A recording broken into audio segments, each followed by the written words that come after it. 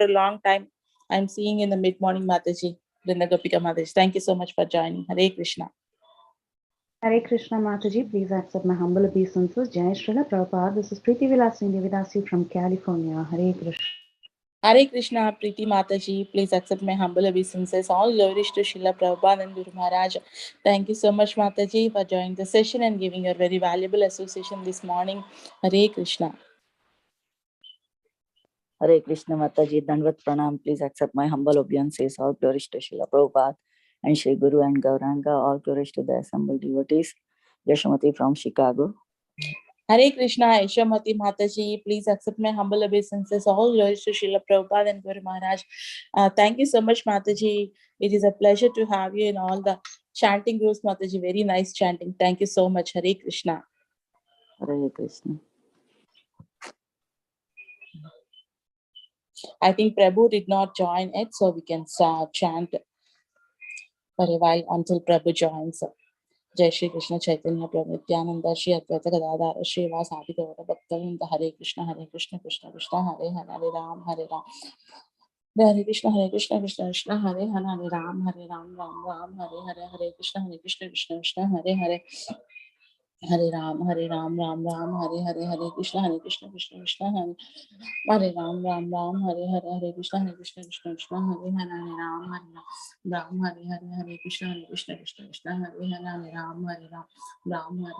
Krishna Krishna Hare Hare Hare Ram Ram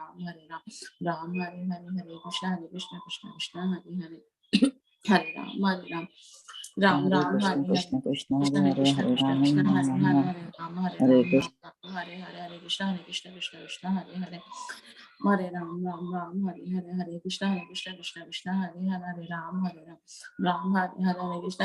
Krishna Hare Hare Hare Ram Hare Krishna Krishna Hare Hare Ram Hare Krishna Krishna Hare Hare Ram Hare Krishna Krishna Hare Hare Ram Hare Krishna Krishna Hare Hare Ram Hare Krishna Krishna Hare Hare Hare Ram Hare Hare Hare Krishna Krishna Hare Hare Ram Hare Hare Hare Krishna. I welcome all the devotees to our Bhakti Sangha Japa conference call. Hare Krishna, SrinivaS Prabhu. Hare Krishna, I welcome all the devotees to our Bhakti Sangha Japa conference call of our teachings of Lord Caitanya.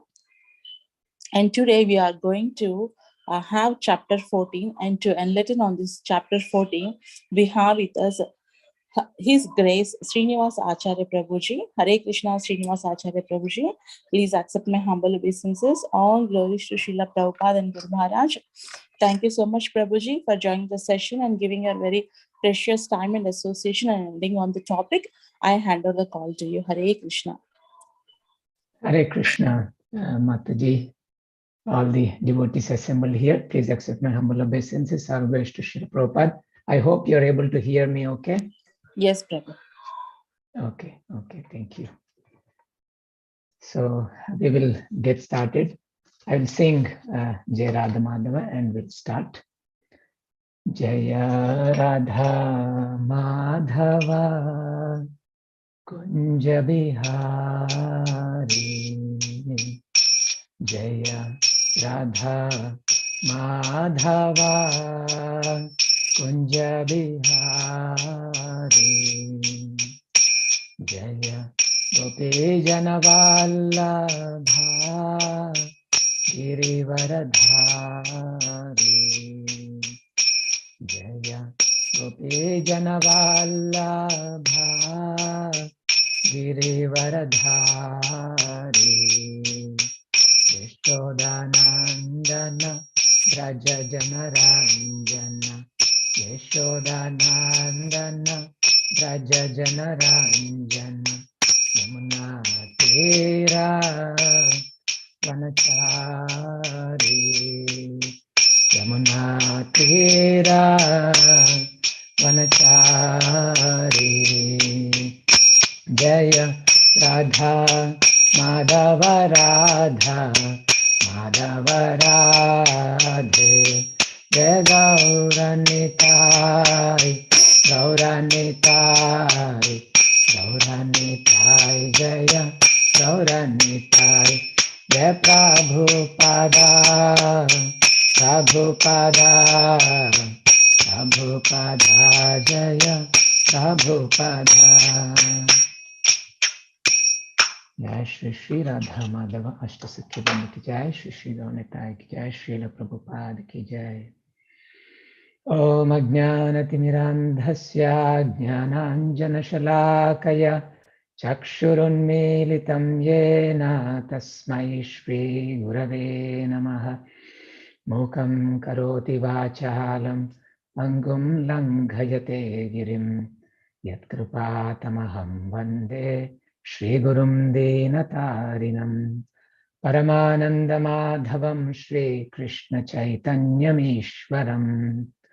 Nama Om Vishnupadaya Krishna Presthaya Bhutale Srimate Bhakti Vedanta Swaminiti Namine Namaste Saraswate Deve Gauravani Pracharine Nirvishesha Shunyavadi Paschatya Deshatarine Vancha Kalpatarubhyascha Kripa Sindhubhya Evacha Patitanam Pavanebhyo Vaishnavebhyo Namo Namaha.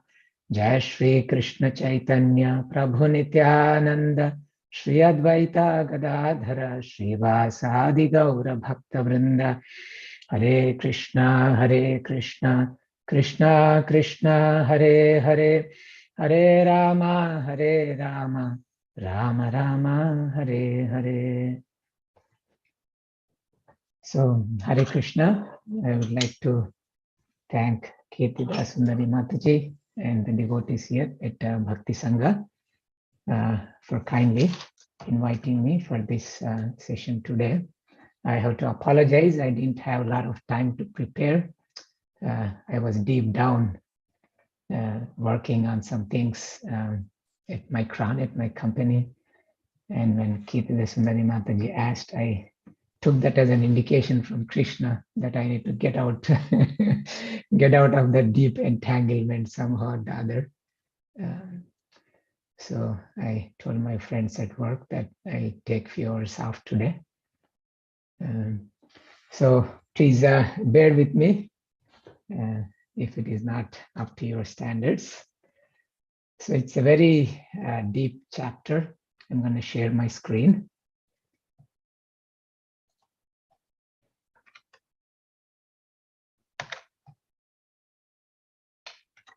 Can anyone tell me if you're able to see my screen, please?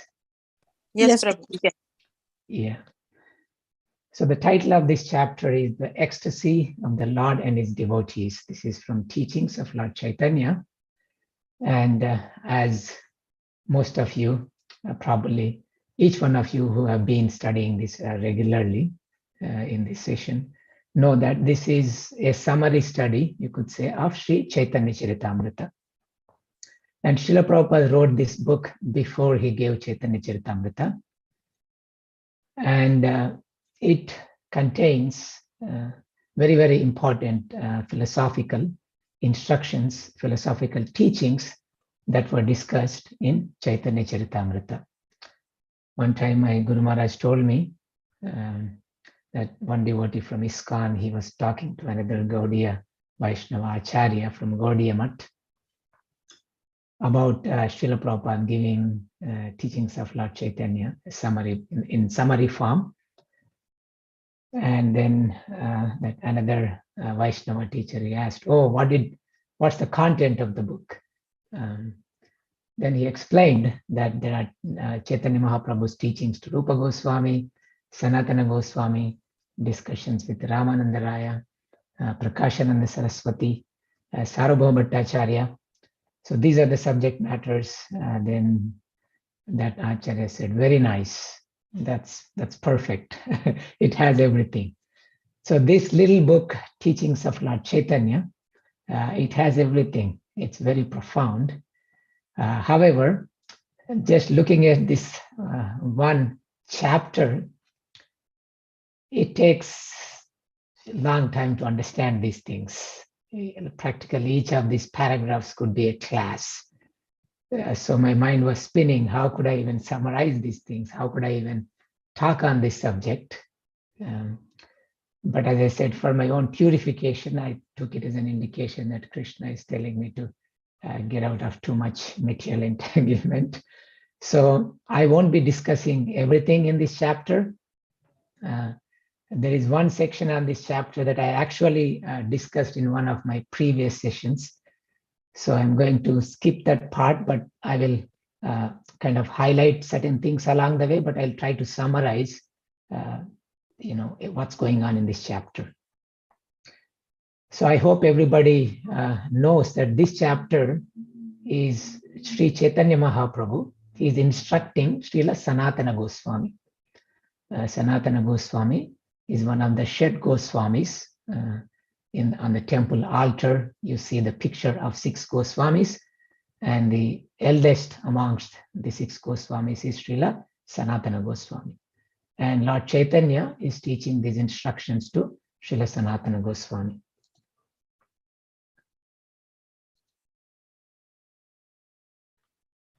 Okay, I hope you're able to see the presentation. Yes, Prabhuji.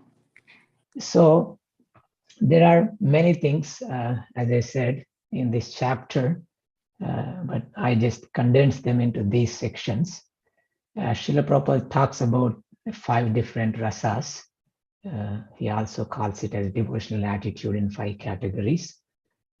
And then he talks something about the permanent love and various kinds of tastes. So these are the explanations of different, not the 5 rasas, the primary categories, but the expression of those rasas in different ways, which is in a permanent stage called Sthai Bhava, and it is mixed with other kinds. So this is one kind of section you'll see Srila Prabhupada talking about some of these things. And then there is the supremacy of conjugal love in terms of the 5 main rasas. The topmost one is the conjugal love. And then Srila Prabhupada discusses about the qualities of Sri Krishna and Srimati Radharani. And of course, these are also in the context of the rasas. They are not separate. By the way, can you please tell me which screen are you seeing? Are you seeing full screen, or are you also seeing the next slide one? We are also seeing the next slide one, Prabhuji. Okay, so I think, all right. Do you see it better now? Now it's much better. Okay, thank you. I got a new computer. Okay. So, and these qualities of Sri Krishna and Srimati Radharani are also part of, this second section, permanent love and various kinds of rasas. I'll talk about that when we get there, how it is related. And then the qualifications to understand this transcendental subject matter. It's not easy. We are reading something very topmost by being situated, at a very, very lower stage. I'm speaking about myself. I beg for forgiveness. There may be devotees who are very advanced. So from that lower stage, it's very difficult to understand this subject matter. So Lord Caitanya also gives the qualifications to be able to understand these things. And then finally, there's a section where Sri Chaitanya Mahaprabhu gives his benediction to Sanatana Goswami. So I also have some more slides on, when it comes to the qualifications of in order to do this, if we, need to, if we have time, depending on how the course of the class will go, we can go into that section as well, which gives some, foundational background of these things. So 5 relationships with Krishna. In Sanskrit, it is called Shanta, Dasya, Sakhya, Vatsalya, and Madhurya. So the English words here Srila Prabhupada has used is peacefulness. This is Shanta Rasa. Shanta means peaceful. If somebody is, there's violence and people say Shanti, Shanti, and they protest for peace. But here, Shanta is not just, okay, leave me alone. I need some peace kind of stuff, not necessarily that. It is also one of the stages of devotion to Krishna. But in this Shanta stage, primarily Krishna uses us when he wants us to. We are not actively trying to serve Krishna, but Krishna will use us. For example, Krishna's flute. Now, when Krishna plays the flute does his service, and when that's not there, Krishna puts the flute aside. So in the stage of Shanta. And next one is Dasya. In Dasya, there is active service to the Lord as a master and servant. One is executing service to the master on whatever instructions the master may give. So we actively try to serve the master. And then there is Sakhya. Sakhya means friendship. So in this relationship, there is equality with Krishna. So whereas it's kind of passiveness here, but there's active service here. Now at this level, there is equality with Krishna in the relationship of friendship. And then next one is parental affection, which is called Vatsalya. Now this is an interesting concept. In this relationship, one takes a superior position to Krishna. Whereas we are actually servants of the Lord, now you come to equal stage and now you're superior to the Lord. And a devotee thinks that Krishna is dependent on him and he tries to take care of Krishna.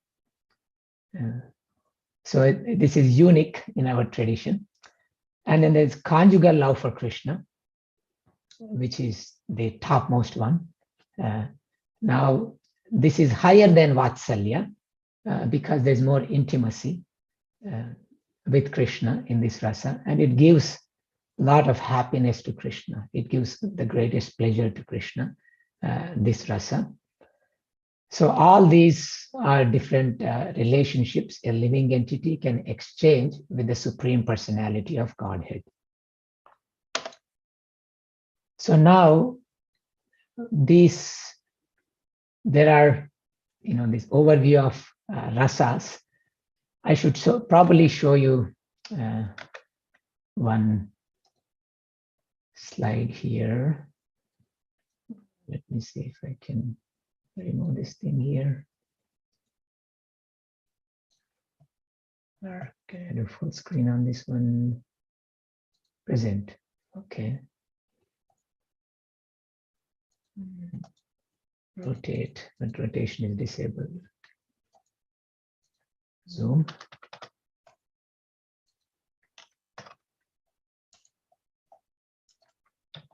Okay, that's not going to work. So I'll zoom here.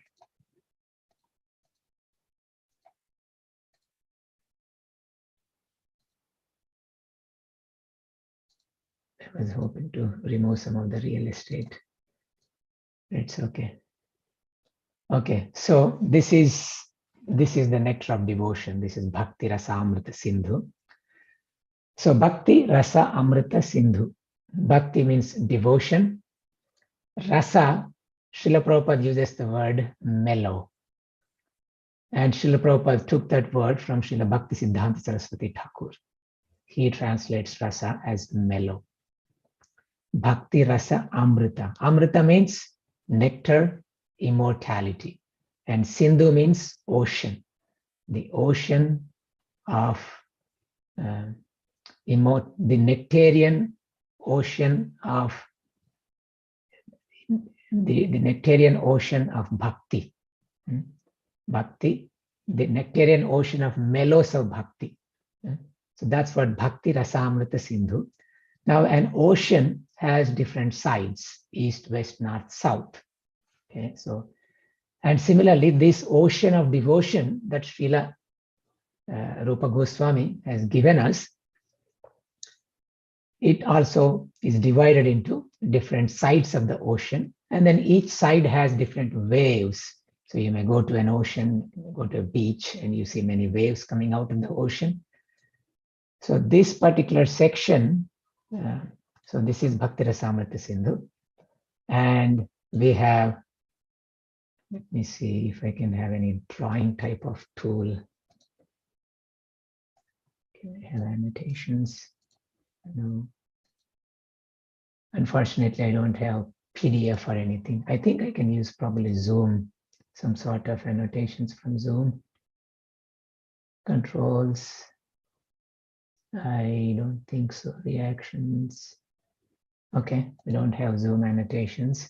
So I'll try to somehow highlight. Let's see. Okay, I can do that. So you see Northern Ocean, northern side, western side, southern side, and then there is eastern side. So this eastern side is typically what devotees study as part of Bhakti Shastri. The first 19 chapters of Nectar of Devotion is this eastern side. And however, this section that we are reading today, it comes into the southern side of the ocean. Okay. And in this southern side of the ocean, now you see the things that Srila Prabhupada is talking about, they're basically coming from the southern side. Overview of rasa, that's what I had for my slide title, if you have seen here, overview of rasa. And there's vibhava, anubhava, sattvika bhava, vyabhichari bhava, and sthayi bhava. So this is all the southern ocean, the subject matter that's in this chapter. It's very big. If you can imagine that eastern side itself is for Bhakti Shastri, several weeks of study. So these are the things, these are the 5 things that Srila Prabhupada was talking about by, of course, what Chaitanya Mahaprabhu spoke to Sanatana Goswami. Vibhava, Anubhava, Sattvika Bhava, Vyabhichari Bhava, and Sthayi Bhava. Now within that one, the Vibhava has 2 divisions called Uddipana and Alambana. And that's what Srila Prabhupada also mentioned, these things, Uddipana, Alambana. So I'll just talk briefly about those 2 things. So let's see what they are. So Vibhava is described as causes of ecstasy. Okay, that which causes ecstasy in a devotee. Now there has to be some stimulus. That stimulus, that stimulating thing that causes ecstasy, it is called Vibhava. And it is divided into, Alambana and Uddipana. Now it's an overlapping concept. Alambana means it's support. It is something on which we can stand. That is Alambana. And then there is Uddipana. So now I don't want to go into too much technical terms because you will leave this class with more confusion than you came with. So it talks about devotee, it talks about Krishna, and it talks about Krishna's qualities. So these are the 3 things that this Vibhava section covers: Krishna, devotee, and the qualities. So Krishna is the object of devotees' love. Okay, so our devotional service is totally centered around Krishna. And Krishna is the object of our service. And we, the devotees, are considered ashraya. Krishna is Vishaya, devotees are ashraya. Ashraya means shelter, but we are not giving shelter to Krishna. But devotion is present in the devotees. So therefore, devotees are a reservoir of devotion. Therefore, they are called ashraya for the devotion, for the bhakti. So now there is person Krishna and there are qualities of Krishna. So in Alambana, Krishna as a person is the objective. In Uddipana, Krishna's gunas, his qualities, his activities, these are the center. And of course, there are interdependent. Krishna has qualities and qualities are within Krishna. So that's the part of overlapping that I was talking about. But when you separate it as Vishaya and Ashraya, these technical terms, then it's discussed under Alambana, and the gunas are highlighted in Uddipana. So for now, just think of three things in this Vibhava section: Krishna, devotees, and the qualities, guna. How long is this class? Keep this in Mataji. I just want to make sure. Yeah, that's fine, Prabhu. I know the subject matter is very detailed, so maybe till 12.30, like 1.5 hours class is fine. Okay. So I try not to take so long, but I'm just asking. So because I have a tendency to get lost. So now one example in this section is the ecstasy can be aroused when we say person Krishna. It could be Krishna, directly as the Supreme Personality of Godhead, Krishna himself. And sometimes Krishna himself becomes disguised. He's Krishna himself, but he's disguised. And sometimes Krishna also means Krishna's expansion as different things. Any of them can invoke great love and ecstasy in a devotee's heart. Now let me give examples. One is like Anya Rupa, when Krishna takes on a different form. We all know Brahma Vimohana Leela. Lord Brahma was bewildered when Krishna killed demon Aghasura.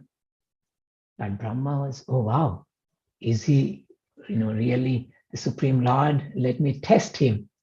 Let me test his powers. And Brahma, he steals Krishna's cows. And what happens when Brahma steals Krishna's cows? Krishna's cows are gone, and all his friends are gone. I don't want to go into that story because then it takes the whole class. So when that happens, Krishna himself expands as all the different cowherd boys and all the different cows, each one with unique characteristics. The way the boys walk, the way they talk, the way they look, their expressions, everything.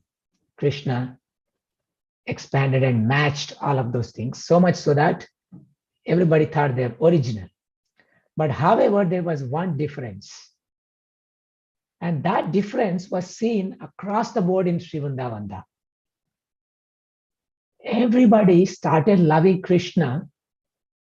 Everybody started loving their own children more than they were loving their children prior to Brahma stealing them.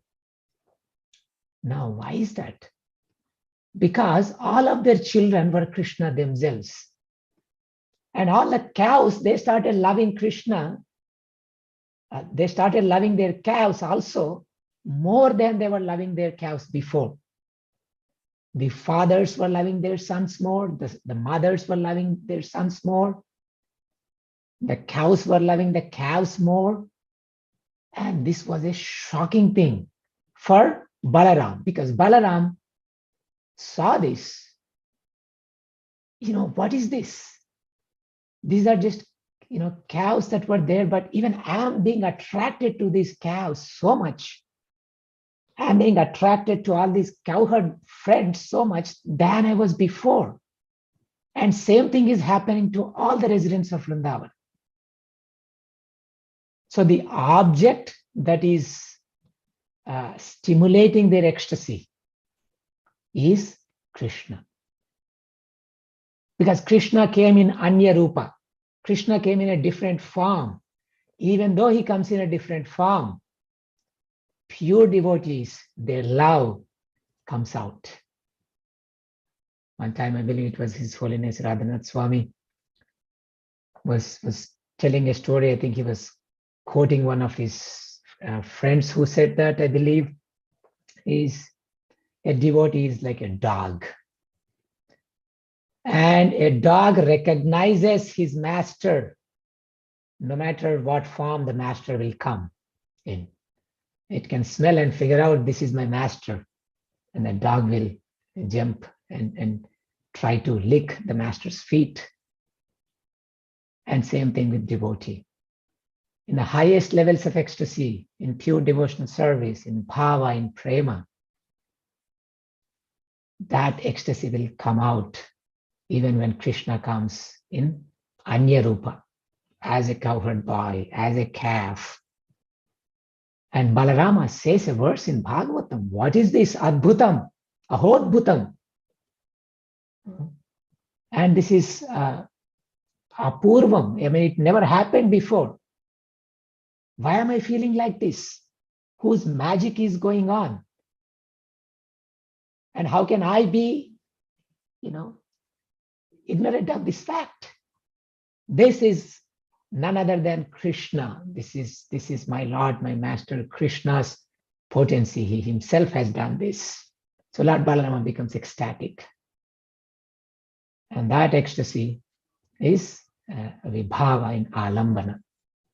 And sometimes Krishna, he doesn't come in another form, but he is himself, Krishna himself, but it can be avrita rupa, means his covered form. Avrita, he comes in disguise. Krishna himself, but in disguise. Now, what does that mean? In Nectar of Devotion, Srila Prabhupada gives this example. There he says, I believe, in Srimad Bhagavatam, but probably it may be from Brihad Bhagavatamrita. So Uddhava, one time he was in Dwaraka, and he sees one of the queens walking, someone dressed up like a queen and walking around. And Uddhava gets attracted to this queen, and so much devotion in him is coming to this queen. Who is this? And he's amazed. How come I'm feeling so much devotion to this queen? Oh, this is Krishna. Becomes ecstatic. This is Krishna. So Krishna in Dwaraka one time, he wanted to dress up like one of his queens. So he, puts on his sari and all the ornaments and dresses himself up like a queen.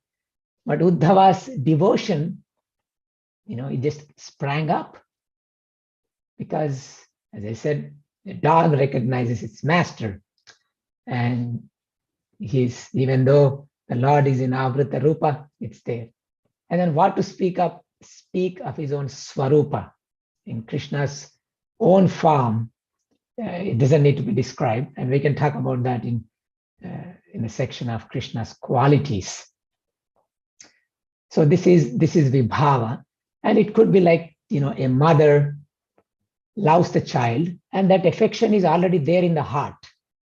All the living entities have prema for Krishna, but right now we are covered by ignorance, avidya. It has to be brought out. So even in the stage of advanced devotion, sometimes a stimulus is the one that brings it out, that stimulus. For example, a mother and a baby. Mother loves the baby, natural.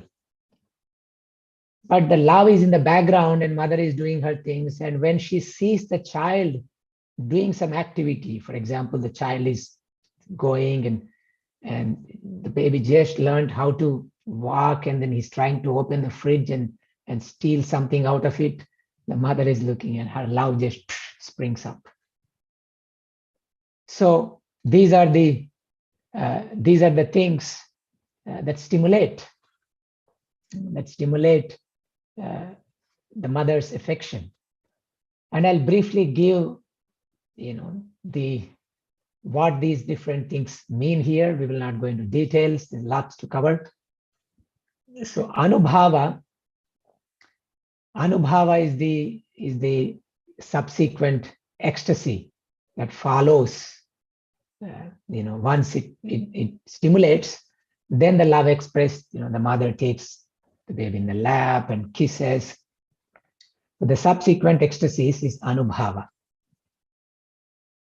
And then the Next one is Sattvika Bhava. We all know this Ashta Sattvika Vikara, the 8 transformations that happens in the body, tears and hair standing on end and different types of emotions. So whereas in the Anubhava, there may be conscious exchange of love, in the Sattvika Bhava, without awareness, transformations are happening. Okay. And in Vyabhichari Bhava, it's as aggressive ecstasy. These are certain situations which cause some sort of intense aggressive reaction. For example, when Guru Maharaj gives his example, when Kaliya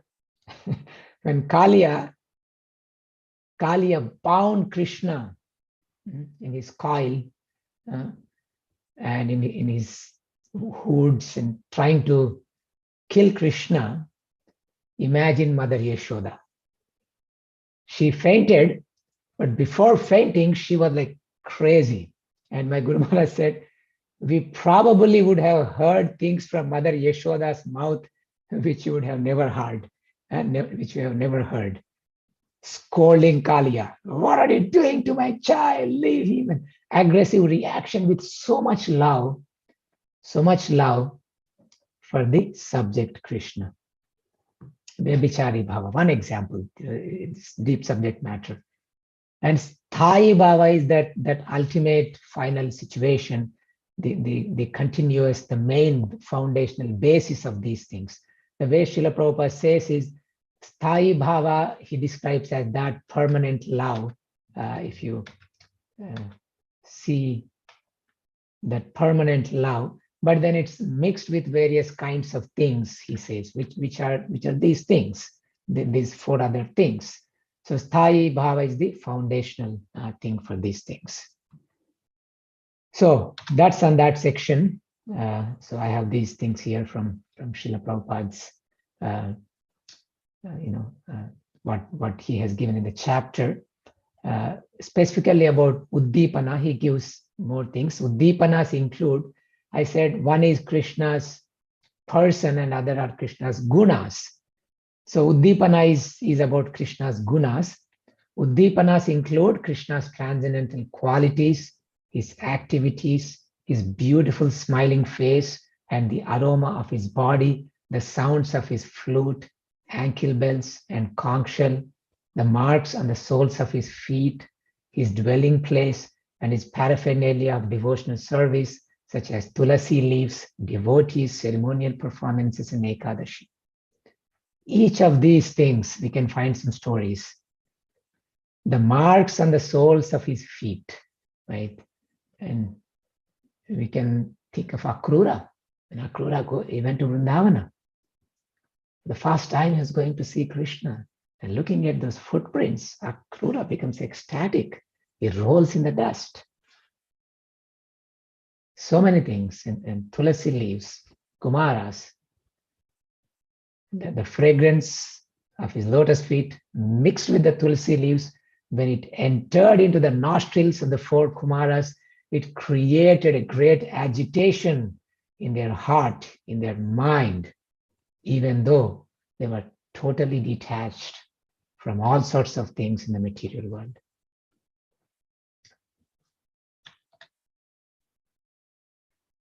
So Srila Prabhupada writes more here, an anubhava occurs when feelings and emotions within oneself are exhibited. In the attitude of anubhava, one dances and sometimes falls down, sometimes sings loudly, shows convulsions, yawns, and sometimes breathes very heavily, all without concern for circumstances. Jata anurago druta chitta uchai, hasati, roditi, rauti, unmadavan rityati. So a devotee becomes mad in all these feelings. Once the stimulation is done, then the anubhava comes in. So this is the section where Srila Prabhupada discussed those things. Then Prabhupada goes back to different types of relationships. The particular flavors of tastes, and then he says they're known as primarily neutrality, servitorship, friendship, parenthood, and conjugal love. Conjugal love is very prominent, and it is symptomized by the devotees decorating his body to attract Krishna. Now, at the beginning, Srila Prabhupada described that it is very difficult to understand these things. And what happens when people don't understand this, they try to interpret in their own ways, and it becomes crazy. However, there's a transcendental reality. So the only reason Radharani and the gopis, they dress up themselves is for Krishna's pleasure. And they know what's pleasing to Krishna. Oh, Krishna likes this colored dress, and Radharani puts on that colored dress. So servitorship also has anger, friendship, and attachment, fraternity. So one thing is, these relationships, as they mature, particularly the servitorship, then there may be some closeness developed. A servant, sometimes my Guru Maharaj gives this example of a car driver becomes so close with his master that sometimes master reveals him so many secret things, even about his family, what's going on in the company, and even seeks some advice because the servant is very close. And similarly, in the friendship also, you may see some level of taking care of the friend. Like Balarama, even though he's like, Krishna's friend, equals, and he has also this mode of being a little bit of, parent to Krishna. So there are certain things you will see, but the main relationships are fixed in that aspect. There's a relationship of friendship, and then there is parenthood and all these things. So, but the highest one, and in all these relationships, there can be bhava and prema. These are all, highest levels of devotion can be exhibited in these things in their own way. And each of them are perfect. It's not like, something is better than the other. It's not like that. Every relationship is sweet because it is meant for Krishna's pleasure. A cowherd boy thinks, why is it that Krishna loves me the most? That's what the cowherd boy thinks. Krishna is my best friend. And he also thinks, Krishna thinks I'm his best friend. And it works like that in the transcendental realm. In the material world, it is not possible. But in the spiritual realm, these are possible. And then Srila Prabhupada goes into this yoga and viyoga, meeting and separation. And these things exist in other rasas also. Even the cows and cows are waiting to see Krishna next day. And the cowherd boys, they can't sleep at night. When are we going to go play with Krishna tomorrow? And Mother Yashoda, she is going with Krishna. He's taking Krishna's lunch bag, going little bit. Krishna is saying, Ma, you go home. And Mother Yashoda, she's not going to go home. She's just looking at Krishna and going behind him. Says, Ma, you said you'll make me this wonderful dish tonight. You said you'll make me rasgullas. Says, oh yeah, I have to cook for you. He said, go home, prepare your stuff. Then she goes to please Krishna through some other service. So this yoga, viyoga, separation, ecstasy in meeting, separation, it may exist in different rasas. But the highest situation of these things is experienced in the conjugal rasa. And this we discussed in relation to the queens of Dwaraka. And there is a section in Srimad Bhagavatam, Brahmara Gita, where Radharani is talking to a bumblebee and she's in total ecstasy in being separation from Krishna. And particularly the one exhibited by the queens of Dwaraka, we discussed in Sri Chaitanya Charitamrita, I believe the last chapter, in relation to that. And these things are really, really advanced topics, but we can see that that kind of devotion is possible. And we can just worship these leelas so that our insignificant bhakti creeper also will grow properly and develop proper love and devotion to the Lord. So these couple of paragraphs, they discuss the ecstasies that happen when they meet and when they separate. And sometimes even when they meet, there is fear of separation. The queens of Dwaraka, Krishna is lying down in the bed. Krishna is sleeping and they are sleeping, but they get out of the bed and looking at Krishna, and they're afraid of separation, and they go crazy thinking that Krishna is leaving them. And so many different emotions are expressed by queens of Dwaraka, looking at the swan, looking at the moon, looking at the mountain, looking at the rivers. So many different emotions comes in them. And after these, describing these things, now we said Krishna's qualities will invoke love and devotion. Krishna's qualities. So then what are his qualities? What is the guna? What are the gunas that will invoke this love and devotion? And Krishna has 64 different qualities. 64 qualities. And all the 64 qualities are described. And the first 50 qualities, let's see if I can have a different color of pointer. Okay. The first 50 qualities, they can also be possible in a jiva, in a living entity. Now, when we say living entity can have 50 qualities, not quantitatively, but qualitative qualities. Even qualities, we don't have all the qualities Krishna has. We have only some of the qualities Krishna has. And that some of the qualities of Krishna we have in minute quantity. So Jiva can possess up to 150 of them, up to 50 of them. And then I should have said here Lord Shiva, I put Brahma. Brahma also is included up to some extent.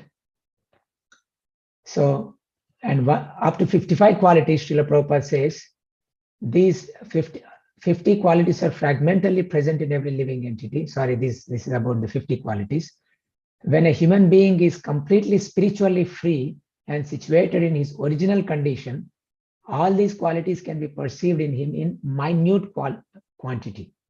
Right? So in a conditioned state, we will not have even all these 50. But in a liberated stage, when we are spiritually properly situated, we can have these qualities, but in minute quantity. Next, there are 5 other transcendental qualities which can be seen in Vishnu, the Supreme Lord, and partially in Lord Shiva also. But they are not visible in ordinary living entities.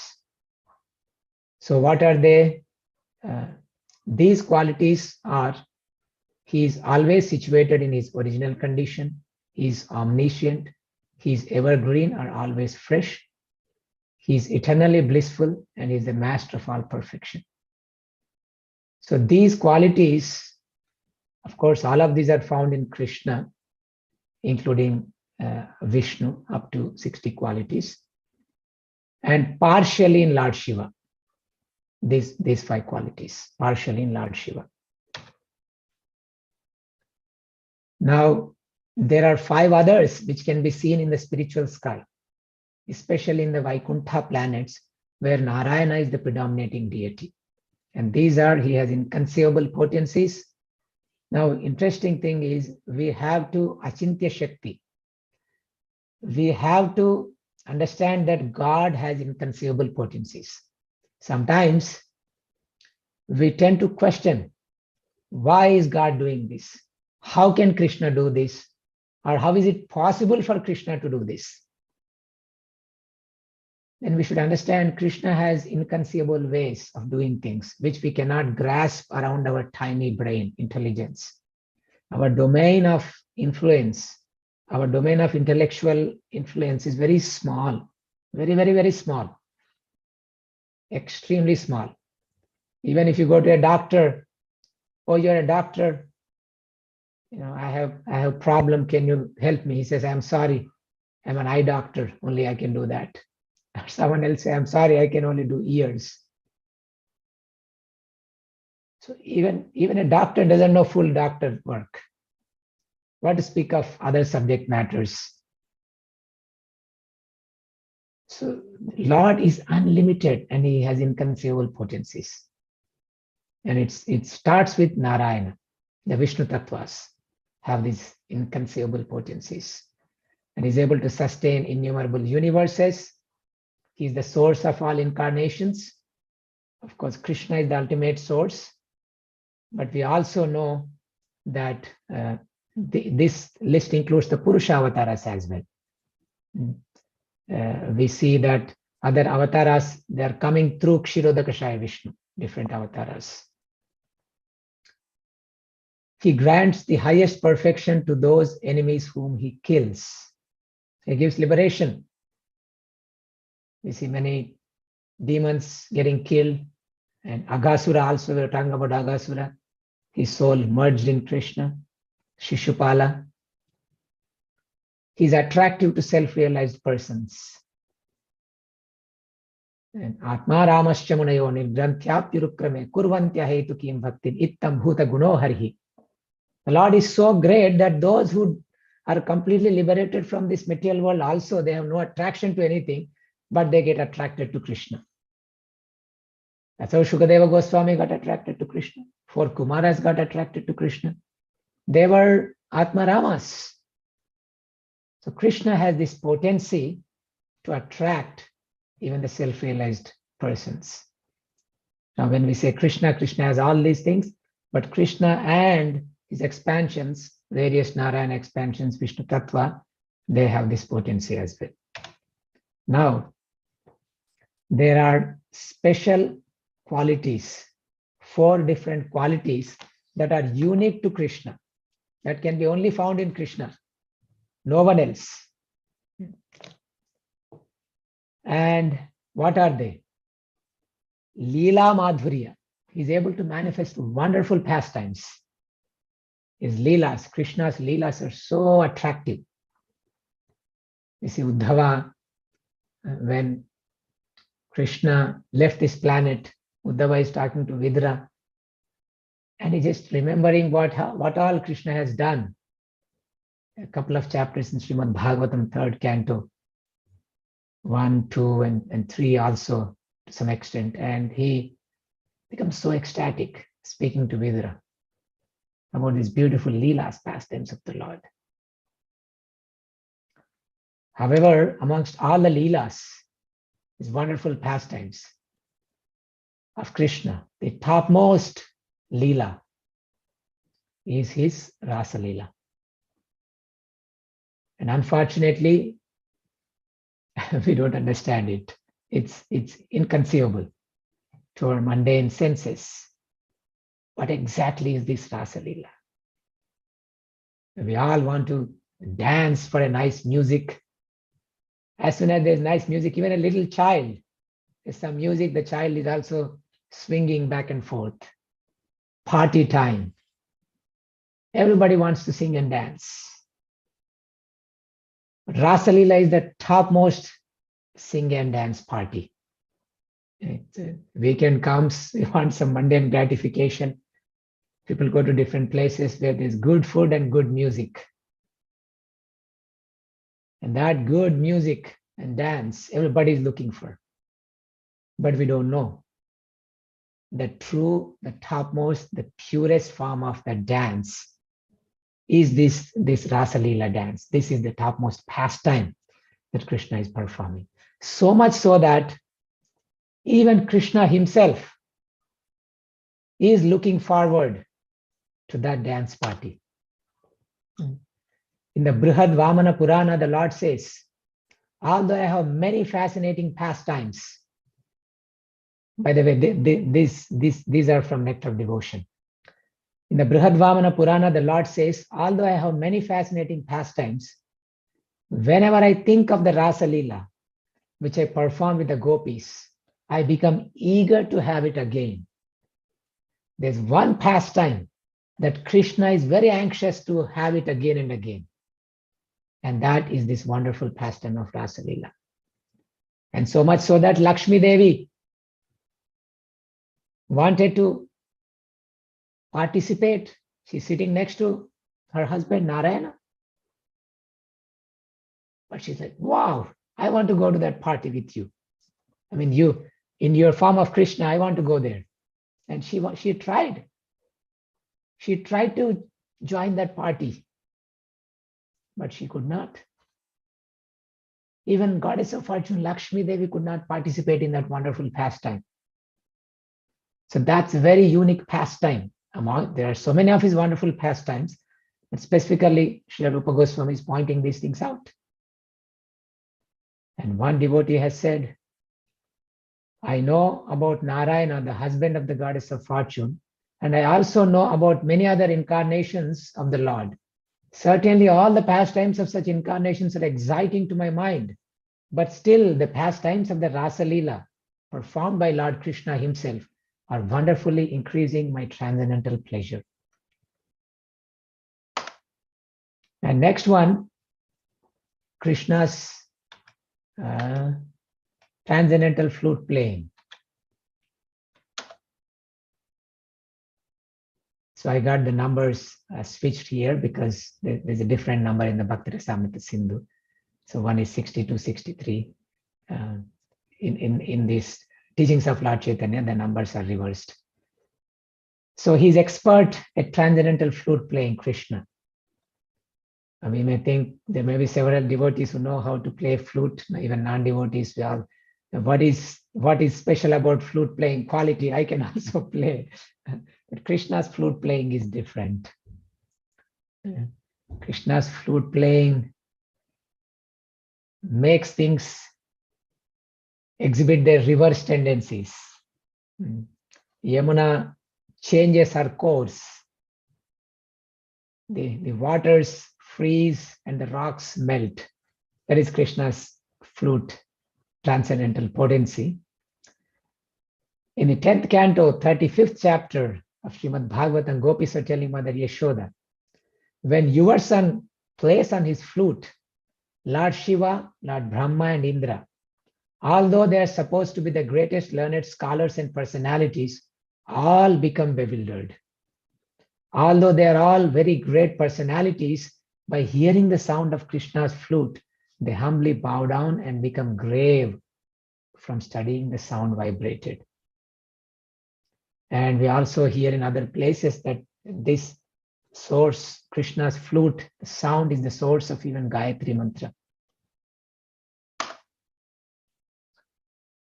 And in Vidagdha Madhava, Rupa Goswami says the sound vibration created by the flute of Krishna wonderfully stopped Lord Shiva from playing his Dindima drum.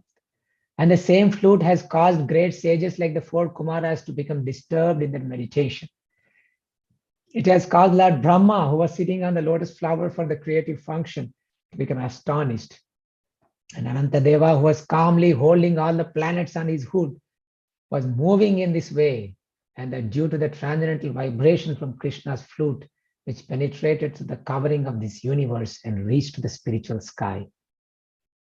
Even in Srimad Bhagavatam, there are many things described on Krishna's flute playing. I just have for sample 2 of these things, that how they're very, very attractive, these qualities. And next, Krishna, he's surrounded by loving devotees. So that was 62 and this is 63. Krishna is surrounded by his loving devotees. Always devotees are very, very anxious to be with Krishna in various rasas. The 10th canto, 31st chapter, verse 15 of Srimad Bhagavatam, the gopis are lamenting. My dear Krishna, During the daytime, when you go out into the forest of Vrindavana with your cows, we consider one moment to be 12 years. And it is very difficult for us to pass the time. And again, when you come back at the end of the day, by seeing your beautiful face, we're so much attached that we are unable to stop looking upon you constantly. At these times, when there is occasional blinking of our eyelids, we condemn the Creator, Lord Brahma, as a dunce because he does not know how to make perfect eyes. So we can imagine we get restless in our bhakti. We're chanting, when will this chanting be over? We are standing in the temple looking at the deities, but when I'm going to go talk to others, or take prasadam or go home. But we can see here the gopis and say many acharyas, even on the deities, they wrote many poems that it's very hard for me to take my vision away from your beautiful form of the Lord. And the gopis, they are blaming Brahma, they're considering him to be not very intelligent because he has made eyelids, and eyelids require blinking. If you don't blink, eyes go bad. A doctor will tell you if you are sitting in front of computer for too long, learn to blink as a practice so that your eyes will be healthy. So, but the gopis here, they're condemning Brahma because they cannot stop at just being with Krishna and seeing him all the time. So devotees are so anxious to surround him all the time. And of course, the topmost of them here, the gopis, their statement is given in Nectar of Devotion. One gopi expressing herself to Krishna says, when we meet you at night, we consider the duration of night to be very small. And why speak of only this night? Even if we had a night of Brahma, we would consider it a very short time.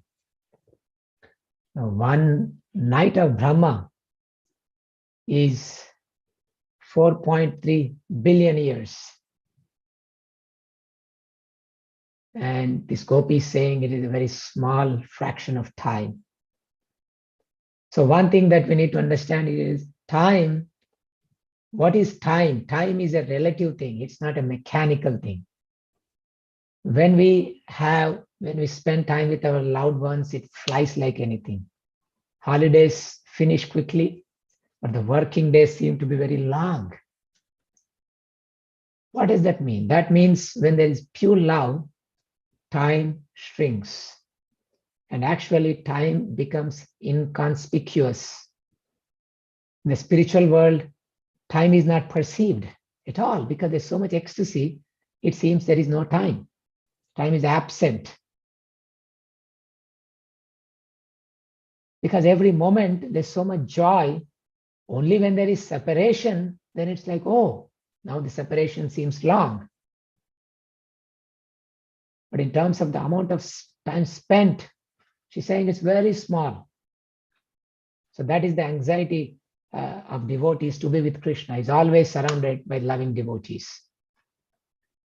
But the last one is Krishna's exquisite beauty. Krishna's beauty is unparalleled. There's no more than Krishna's beauty, or there's no equal to Krishna's beauty. It's very powerful, exquisite beauty of Krishna. And this is Uddhava saying in the third canto that we were talking about, third canto, first 3 chapters. This is in the second chapter, verse 12. My dear sir, Krishna's form was most wonderful when he appeared on this planet and exhibited the potency of his internal energy. His wonderfully attractive form was present during his pastimes on this planet, and by his internal potency, he exhibited his opulences, which are striking to everyone. His personal beauty was so great that there was no necessity for his wearing ornaments on his body. In fact, instead of the ornaments beautifying Krishna, Krishna's beauty enhanced the ornaments. Bhushana Bhushanangam.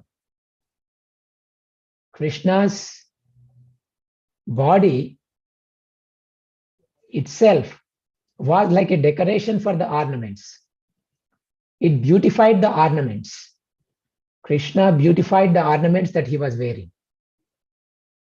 And Krishna's beauty is so much that one day Krishna happened to see the shadow of his beautiful form reflected on the jeweled foreground. Upon seeing this bodily reflection, he expressed his feelings. Oh, how wonderful it is that I have never seen such a beautiful form. Although it is my own form, still, like Radharani, I am trying to embrace this form and enjoy celestial bliss. And you might have seen this picture where Krishna is looking at his reflection in the marble. He's looking at his own form. And he's like, wow, who is this so attractive person? Oh, that's my beauty. This is what is attractive to Srimati Radharani. This is what makes her crazy. And even Krishna is attracted to his own beauty. So these are the four different qualities of Krishna. His beauty, is surrounded by his devotees, his playing of flute. And what was the first one that we discussed?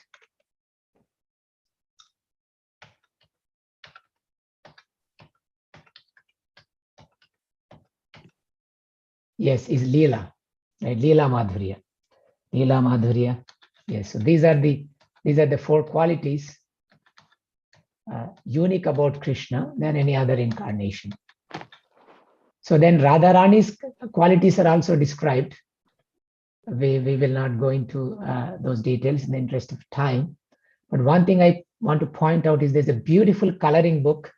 When Devotee made a coloring book, and those pictures used to be, they were there on ISKCON Desire Tree. When my daughter was young, those were the things that I used to print the most. And she used to color them all the time. And then the book came out, she had the book and very nice pictures. If you just look at those pictures and how the children colored them, they look so beautiful. Each one of the page describes one quality of Srimati Radharani. So we can just read what Prabhupada said in there, these couple of lines. Srimati Radharani has 25 transcendental qualities with which she can control even Krishna. This is the greatness of Srimati Radharani. While Krishna is so attractive, and there's no parallel for his beauty, but Radharani's qualities of getting attracted to Krishna is so powerful that with those qualities, she will even control Krishna. That is why she is called Madana Mohana Mohini. Thus, Krishna and Radharani are both transcendentally qualified and they attract one another. But Radharani's transcendental attractiveness is greater than Krishna's. For her attractiveness is the transcendental taste in conjugal love. So I said Krishna performs wonderful pastimes, which is so great about Krishna. But who is stimulating those pastimes? It is Srimati Radharani. She is giving pleasure to Krishna. When Radharani is not there in the rasa dance, Krishna goes looking for her. And he says, without you, I don't get pleasure. So Radharani is attractive to Krishna. Therefore, Prabhupada is saying her transcendental attractiveness is greater than Krishna's.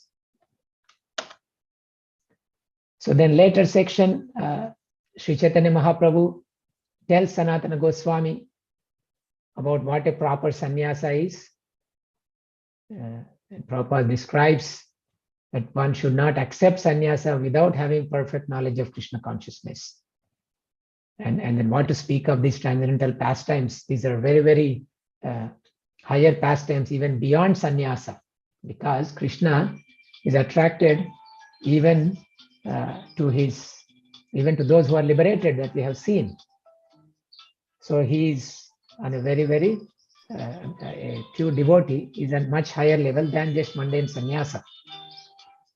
And then Srila Prabhupada discusses the qualities of a devotee, specifically from chapter 12 of the Bhagavad Gita. Actually, Prabhupada cites multiple paraphrases, not cites. Citing means you give the verse as is, but paraphrase means you express the content in your own words. So Prabhupada has paraphrased chapter 12, Bhagavad Gita, many different verses where Krishna says who is dear to him. He says among those things, is a priyosi, that bhakta is very, very dear to me. And he gives many, many different qualities of chapter 12 of the Bhagavad Gita. Then finally, Lord Caitanya, he instructs Rupa Goswami to write literature on the process of bhakti. And he also tells him to, somebody is relentlessly calling me. So he also tells Sanatana Goswami to excavate the places of Krishna's pastimes. And this is what the 6 Goswamis have done. And Sanatana Goswami has established Radha Madan Mohan temple in Vrindavan. He wrote Hari Bhakti Vilasa, which also is the basis for many things that Rupa Goswami is saying in Bhakti Rasamrita Sindhu also. And there's various other literature Sanatana Goswami has given. But however, what made Sanatana Goswami qualified is the mercy of Lord Caitanya. And this is the most important point, is the advancement in bhakti comes from the mercy of Guru. What to speak of advancement, even the bhakti itself, the bhakti bija itself is given to us by the pure devotees.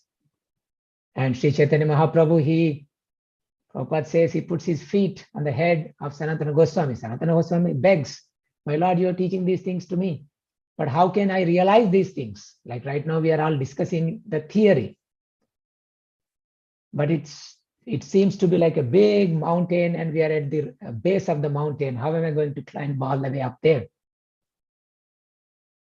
And that Prabhupada is saying we need the mercy. We need the mercy of Guru and Krishna. So Srila Sanatana Goswami said, my Lord, unless I have your mercy, it is not possible for me to understand these things. So Sri Chaitanya Mahaprabhu blessed him and gave him the mercy. And he did the same thing with Rupa Goswami also. He empowered, even though Lord Chaitanya is Krishna himself, he did not write different literature. He just gave Shikshastakam, those 8 verses. But the entire work is done by the Goswamis. They wrote all the literature. That's why the Goswamis are our leaders in Krishna consciousness movement. So I will stop here. I have some more slides just to describe some basics of bhakti, but if there are questions or anything, if needed, I'll go there. I'll stop here so we can have any comments or questions from devotees. Hi, Hare Krishna, Prabhuji. Thank you so much. It was very well presented, Prabhu. I know you worked really hard on these slides, but it's my fault. I'll ask forgiveness from you that in spite of you telling me that you are so busy in your schedule, but still I literally forced you. And moreover, I didn't give you an ample amount of time to cover the subject matter. This is really a vast subject matter. And as you said, that just the eastern wave of NOD takes a couple of weeks to cover. And this southern wave, I just told you to cover in 1 hour, which is really impossible, Prabhu. Yeah. But the topics that you touched upon and you explained were very, very crystal clear. And the way you explained, the way you presented is awesome, Prabhu. So thank you so much, Prabhuji. But definitely we would love to hear in detail about all this. So no hurries, whenever you have time, you can always help us out. But thank you so much. Really, really indebted to you. Hare Krishna. Thank you very much, Mataji. I took your invitation as Krishna's instruction. Last time when I could not do when you asked, my life did not go good, so I was scared this time. Krishna. Nothing like that, Prabhu. No, I meant to say, Krishna sometimes, my nature is to study and read, and when I don't do that, I know it's not good for me. So sometimes through devotees, Krishna makes me do it. So very nice. thank you. In that sense, I am indebted to you. Thank you. Thank you so much. Really. Thank you, Mataji. Yeah.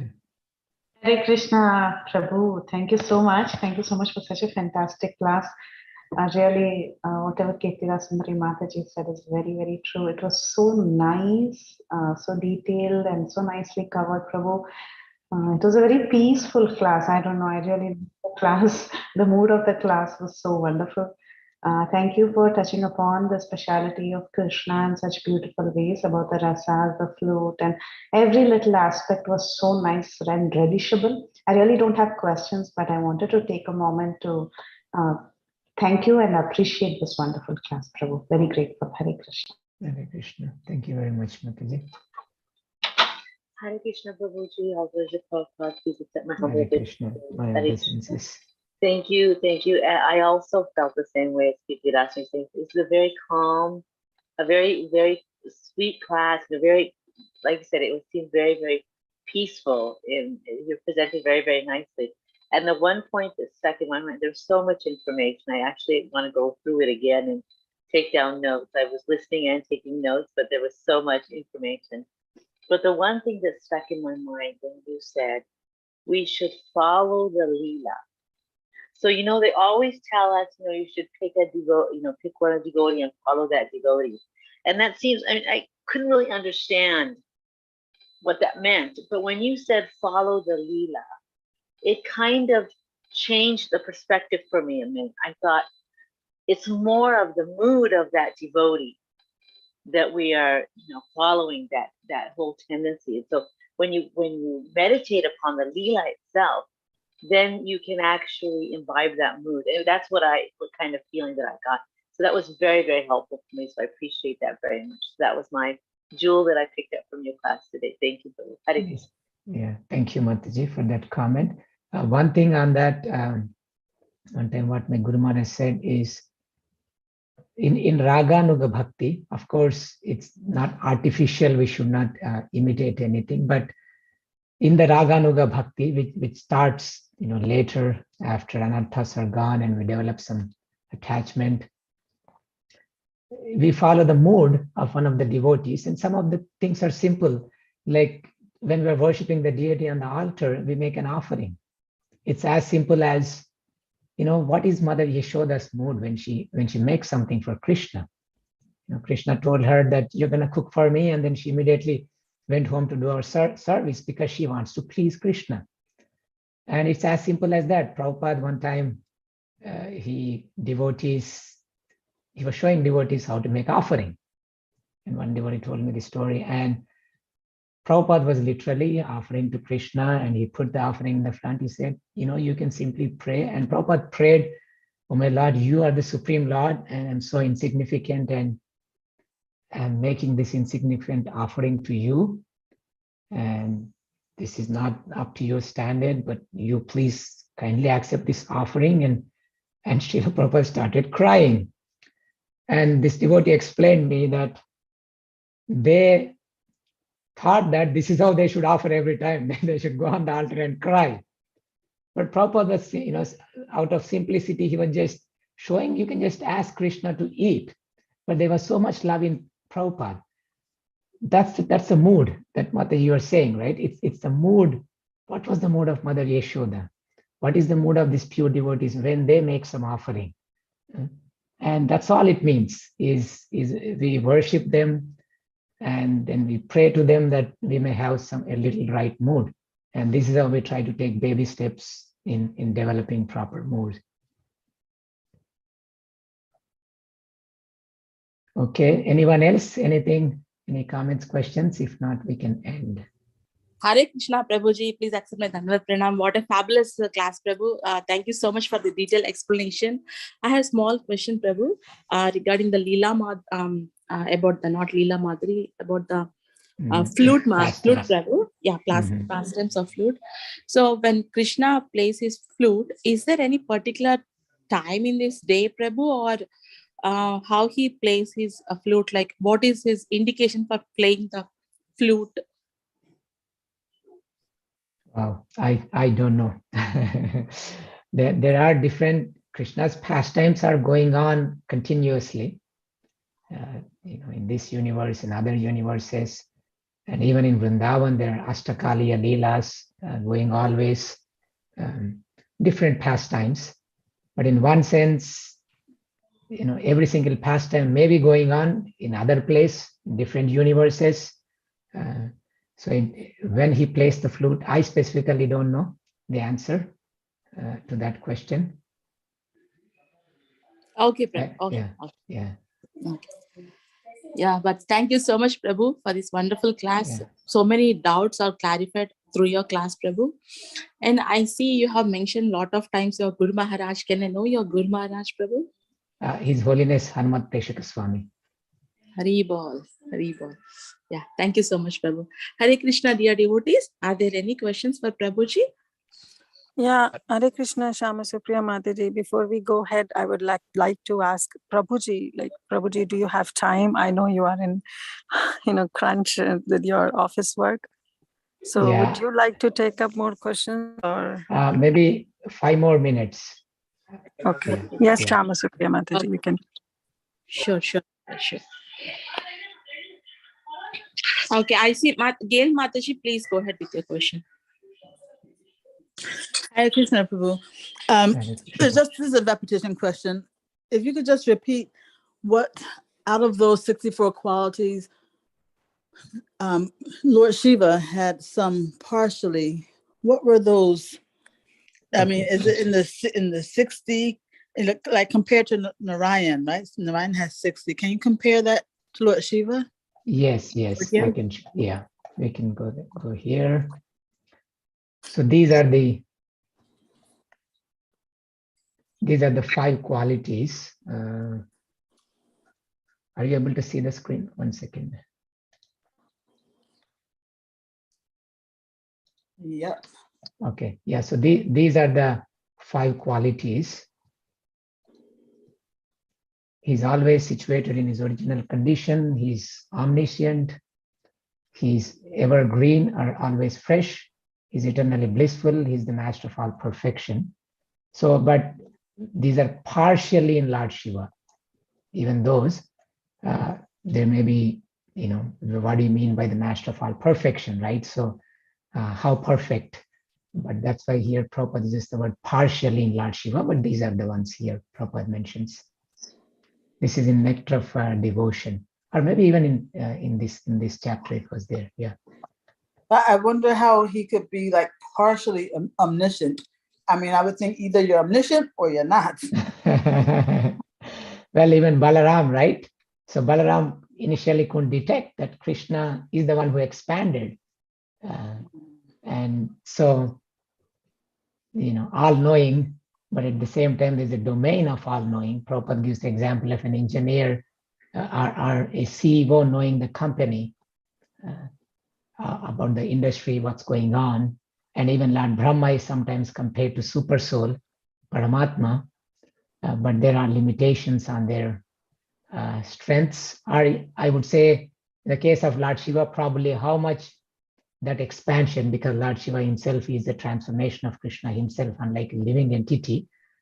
So it could be just how much Krishna chooses to manifest through that particular Leela, right? So same thing with all these things. Each of these 64 qualities, and also English words also sometimes may not convey a proper or exact meaning on what Sanskrit is trying to say. Bhakti Rasamrita Sindhu has Sanskrit word and also some description of what each of these are. So I can look up some detailed information and send you on that omniscient part if you want, on what Bhakti Rasamrita Sindhu is saying about that particular thing.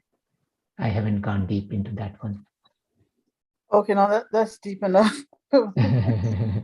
But just one other clarification I needed was when you were discussing Vibhav, I think it was Vibhav, yeah. And you were saying that one way in which Krishna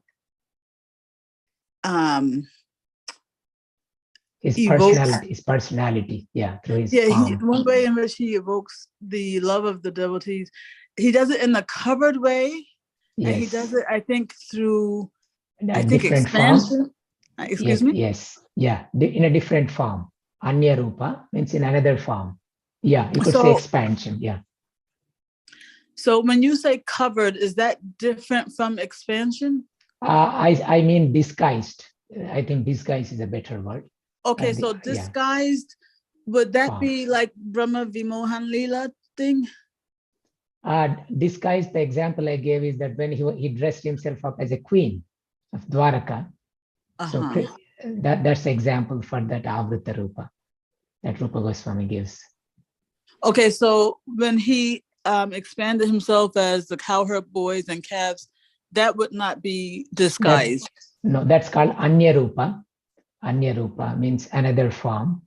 He has taken another form. So because the whole point is that being attracted to Krishna's personality, Krishna's form, but the same Krishna is acting as a cowherd, another cowherd boy, but he's Krishna himself expanded into another cowherd boy form, which is different from now. Krishna is already there. He just put on some other dress, right? Yeah. So that's the difference between those two. Okay, so these two under Vibhav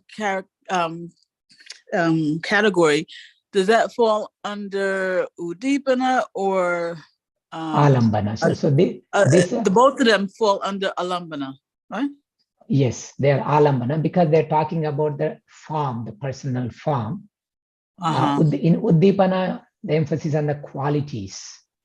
Right? Okay. But then the qualities are part of the form. So you see some overlapping in the categories. Okay. Thank you so much, Prabhu. Yeah, thank you. Thank you, Mataji. So I think we will wrap up now. Yes, Prabhu. I don't see any more raised hands. Yes, Prabhu, we can end your call. Once again, thank you so much, Prabhu, for taking your precious time and giving this wonderful nectar, Prabhu. So I would like to pay my obeisances to you and all the devotees on the call. Vancha kalpatarubhyascha krupasindhubhya patitanam pavanebhyo vaishnavebhyo namo namaha. Ananta Koti Vaishnav Vrinda ki jai, Ramacharya Srila Haridas Thakur ki jai, Srila Prabhupada ki jai, teachings of Lord Caitanya ki jai, His Grace SrinivaS Acarya Prabhu ki jai. Jai. Thank you so much, Prabhu. Hare Krishna. Everyone for joining Thank you very today's much, class. Prabhuji. We'll meet again tomorrow.